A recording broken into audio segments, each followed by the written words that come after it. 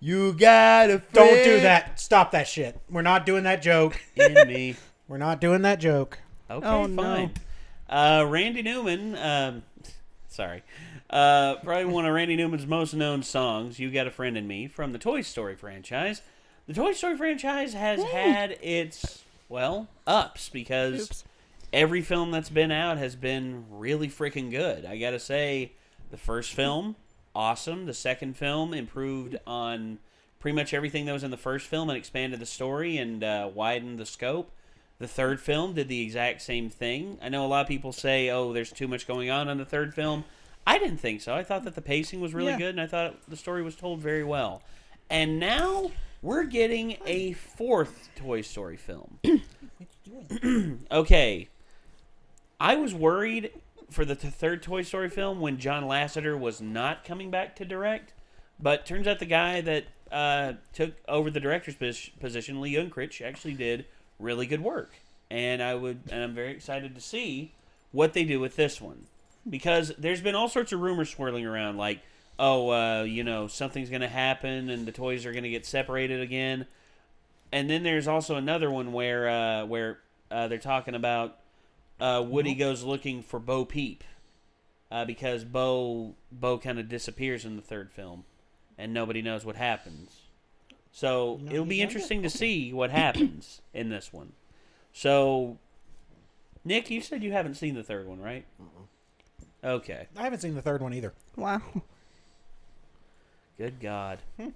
Maybe That's a masterpiece theater. Well, there. okay. Maybe it's because I'm so much younger than you guys, or it's because me and Nate are just children. And I'm the oldest one here. That's the sad part. So, all right. So the first Toy Story, I remember being shown that in school. Mm-hmm.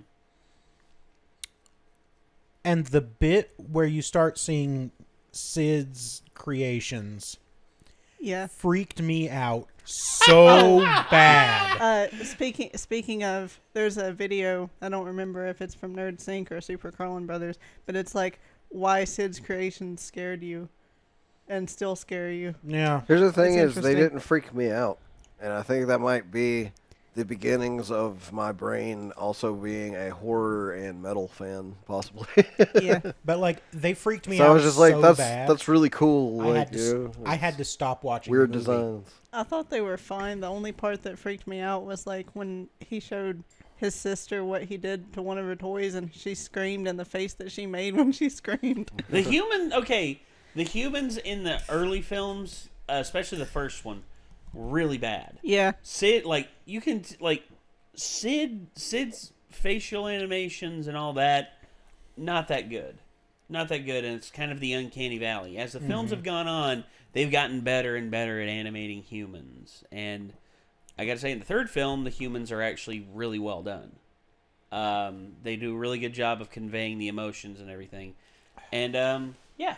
So, I always thought Sid reminded me of this one kid, too, that I went to school with that was like a complete psychopath.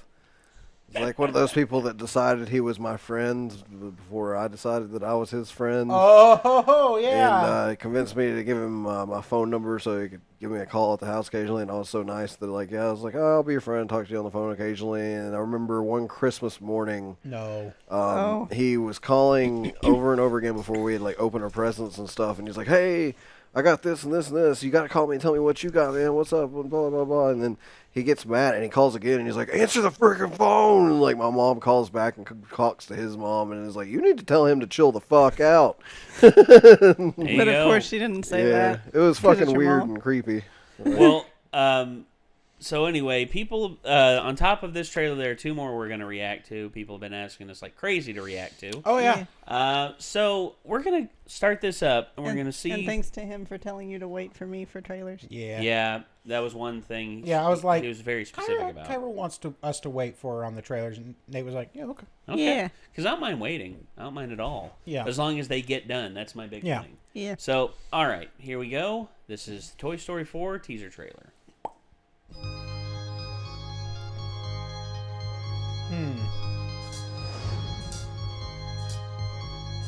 Flows and flows of angel hair, and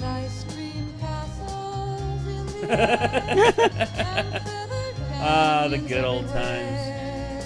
Hey, Jesse. I can't believe that they're Hey, doing Mr. a. Potato Head.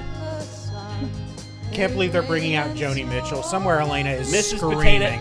Oh, God. Mrs. Potato Head. Rex! What's going on? Everybody. And Ham. Roar! Ham. John Ratzenberger, Yep. everybody. Yep. Ooh. Slinky! Hey! Next summer.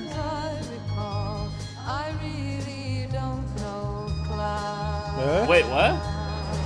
I don't belong here! Oof. Oh no! Holy crap! My mouth, my nose, my ear! Oh boy,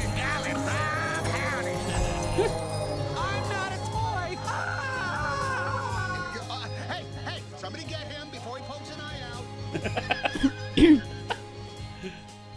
out. Okay. Oh dear. So next year. We're Okay. getting it next year. That reminds me a lot of the Toy Story 3 one that we got a long time ago, way back in 2009. God, it seems like, okay. It seems so bad to talk, like, I feel so old now. I mean, don't we all though? This was like that was almost 10 years ago. I've been having anxiety lately because I'm almost 30. And I'm like, people only live to be like 60 nowadays. Yeah. And I'm like, Yeah, I've almost lived half my life. Here's the original trailer for this. Oh. This gives you, this is the third for number 3. And this still looks really good. Hell yeah. Oh no. I actually loved playing with army dudes when I was a kid.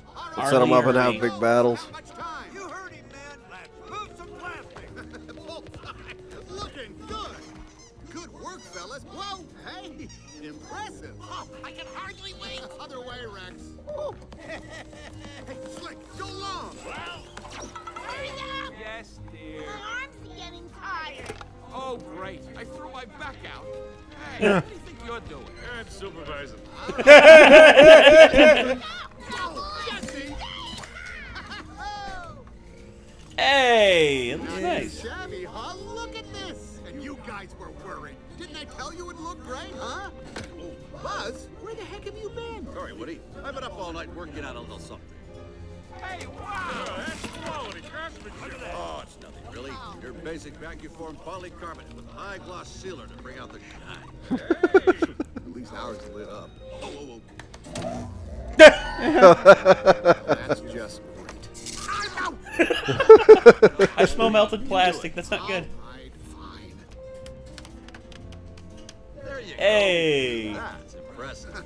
Yeah, I guess it does look pretty good. I wouldn't have done it any different myself. I saw that.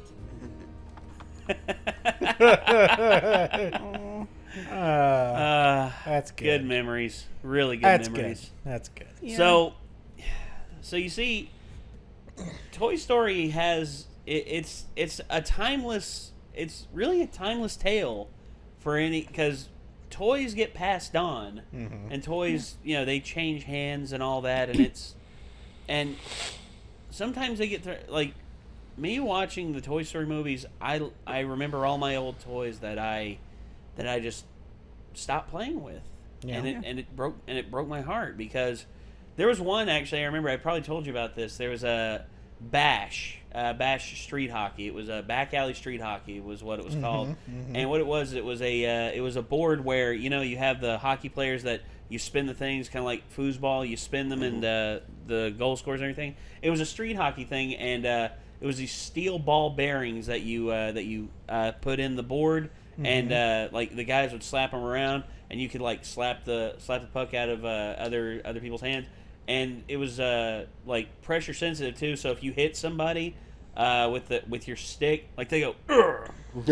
And then if you scored a goal, like the bell would ring. It was like the setting in the background was like a school, and like the bell would ring for like the school, and then you would pick up another ball bearing and you would drop it in, and it would go down a little tube and would like plop down right in the middle of the board. And I remembered I saved up so much money to buy that, and I got it. and I had it for like a good 3 or 4 years, and pieces broke and fell off, but my dad and we managed to fix most of them. And anyway, I don't know what happened, but one day I came home and it was gone. I'm not sure what happened because it was just gone. But anyway, I keep thinking back to all the Toy Story movies because, well, Pixar in particular, because Pixar went so long without making a bad movie. Yeah.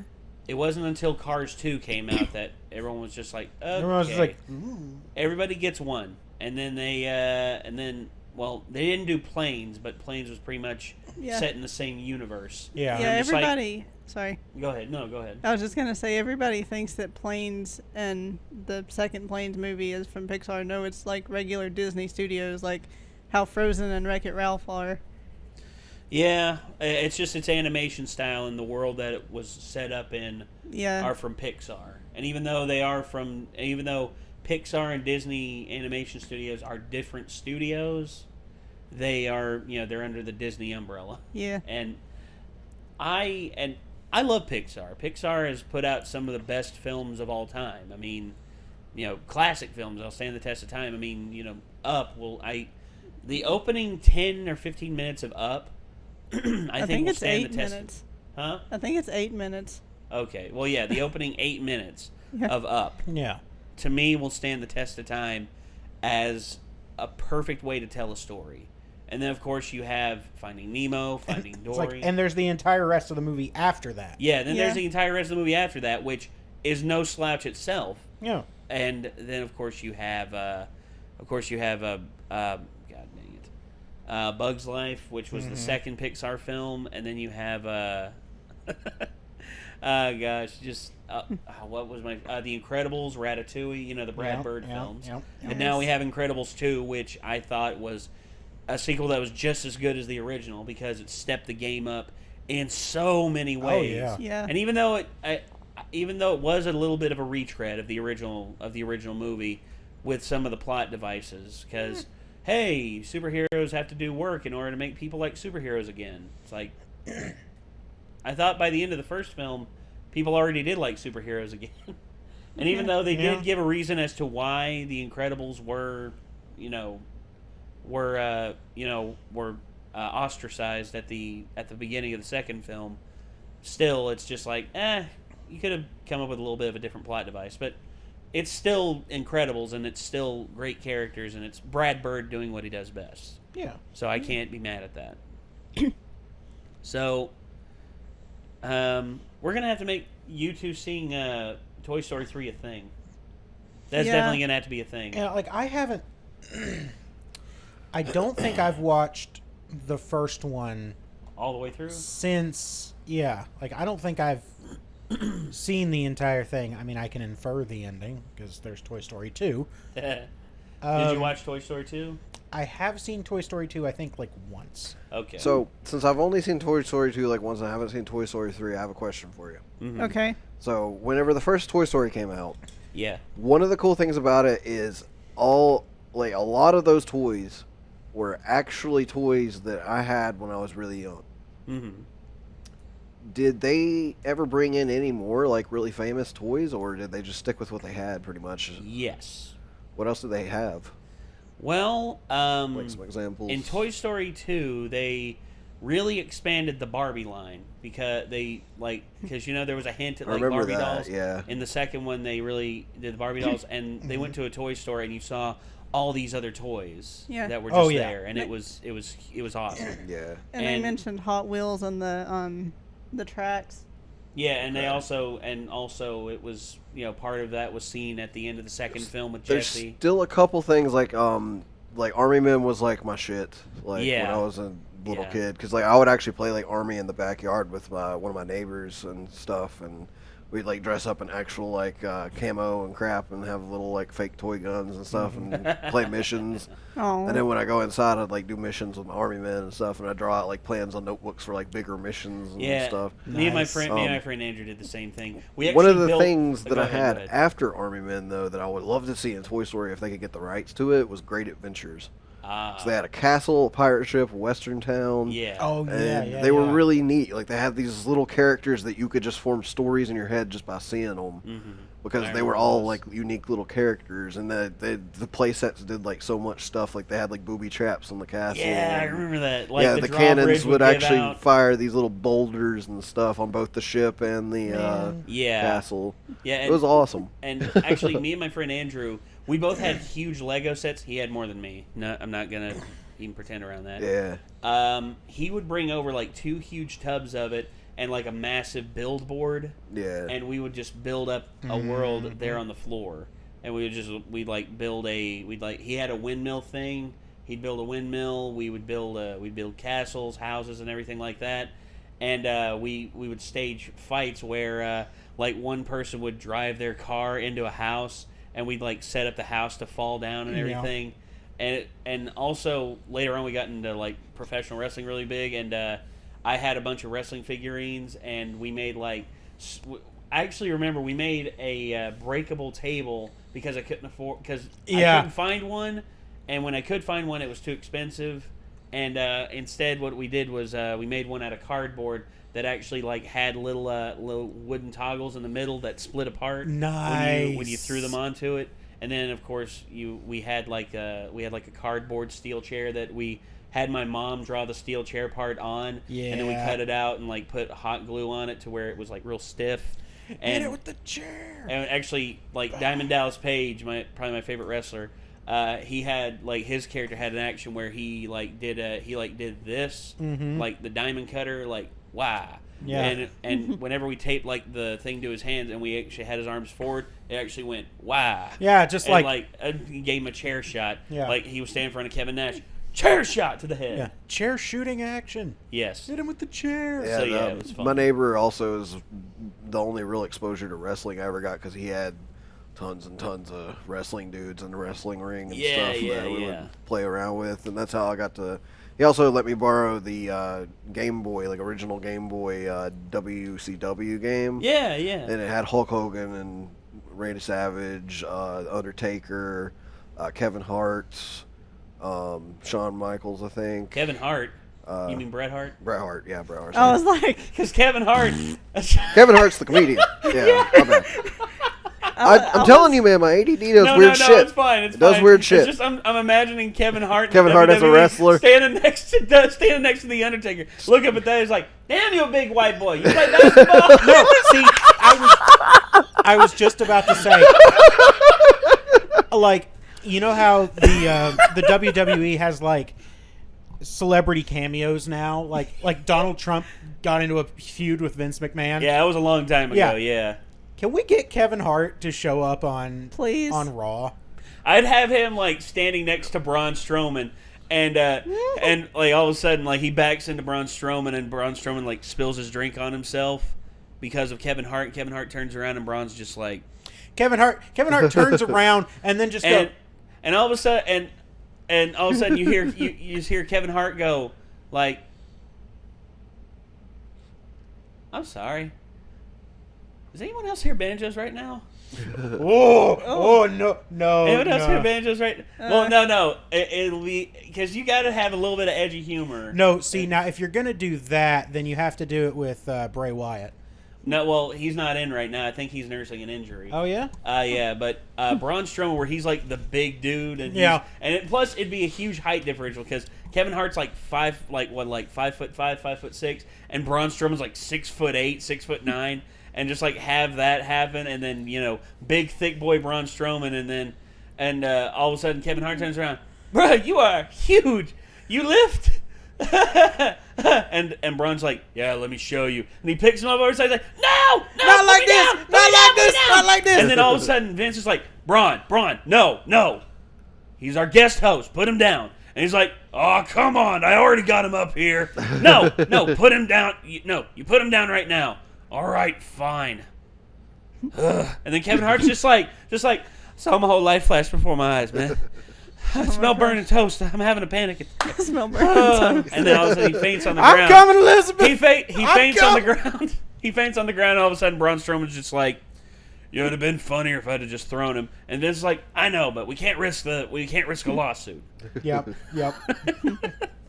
You see, that'd be funny shit. That'd be some funny shit. Man, that would be pretty good. Yeah. So here we are talking about WWE. Yeah. We just watched the Toy Story 4 trailer. What is wrong with us?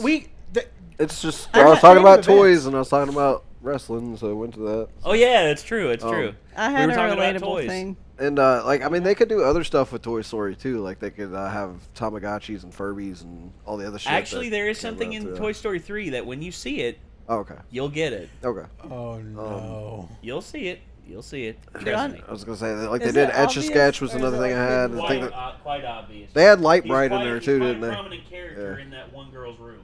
Oh yeah. Okay. I don't want to give it away here because I want to have both of theirs reaction because Yeah. you know this character and I guarantee you know this character. Yeah. So honestly, There's also my other favorite toy as a kid was Transformers, obviously. of course, yeah, And it's like most, Especially like young my favorite boys. were when they did Beast Wars and like all Dude. of those figures were so Yes. badass. Beast Wars was pretty sweet. Yeah, my Yeah.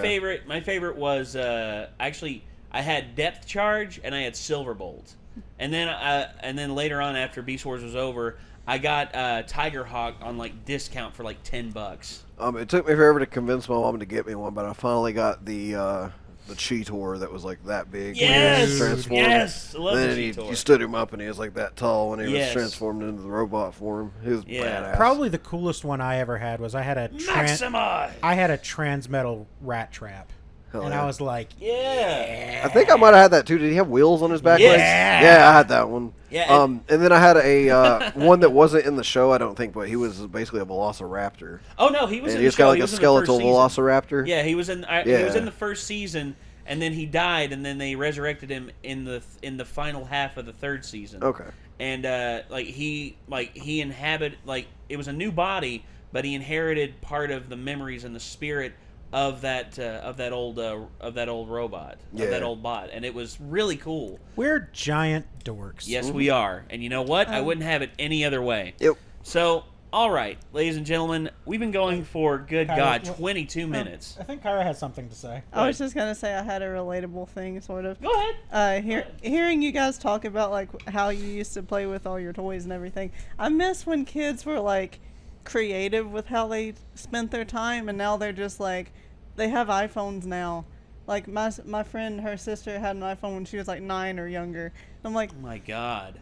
no, it's like go outside and like It's like go outside and like fall down a hill or something. if I feel like it's a bad thing because Go outside and fall down a hill. if Kyra's violent towards children. if we have too many children nowadays, like only in taking other people's creativity and never trying with their own, it's going to end up with a generation that's going to be basically creativity inerts eventually, and we're going to run out of good things being made. I feel Well, like. Aren't we No. kind of already there? No. Well, Not really. Personally, to me, I feel like creativity and competition breeds innovation. Mm-hmm. That's how it's always been. Because when you look at the early days of comic book movies, when you see like Dolph Lundgren's version of the Punisher, and then you see Thomas Jane's version of the Punisher, and then you see the John Bernthal Netflix series of the Punisher, and it's like I forgot about the Dolph Lundgren. and it progressively got better and better. And you see, it's through the constant clashing of ideals and the constant, it's constant wash of creative minds that eventually we do get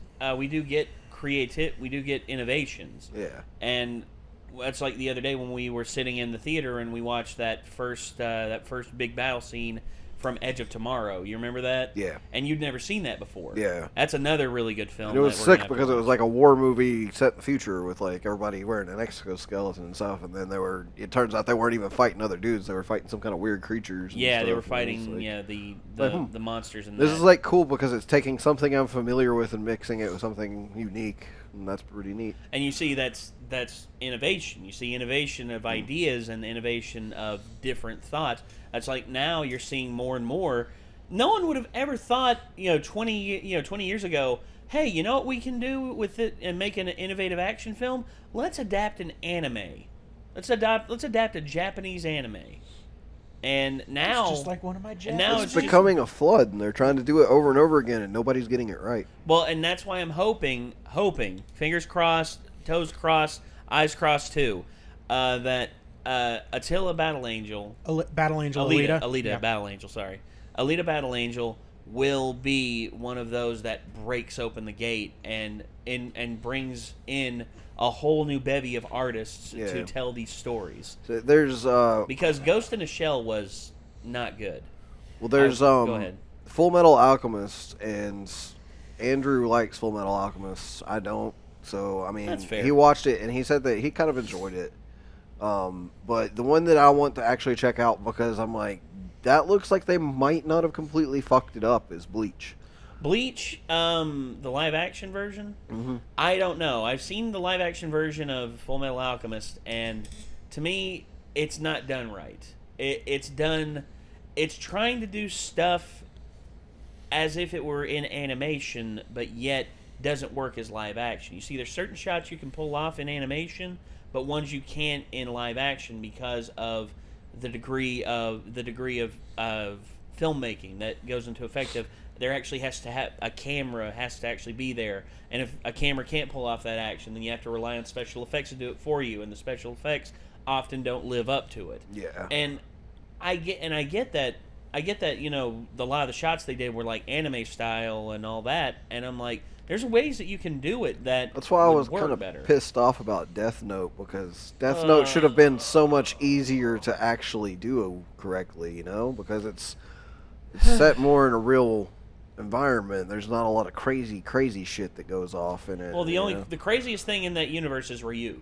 Pretty much. And That's it. He looked really good. I know, and he had Willem Dafoe voice. Yeah, and he sounded really badass. Good. And but then they just completely were like, yeah, but fuck the original plot.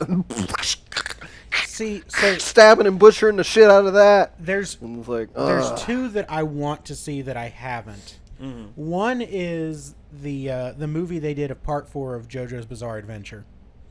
I've seen little clips of it, and I'm like, man, I kind of want to see how this plays out. And the other one, it's not like an anime, but it's close enough to where I think it counts.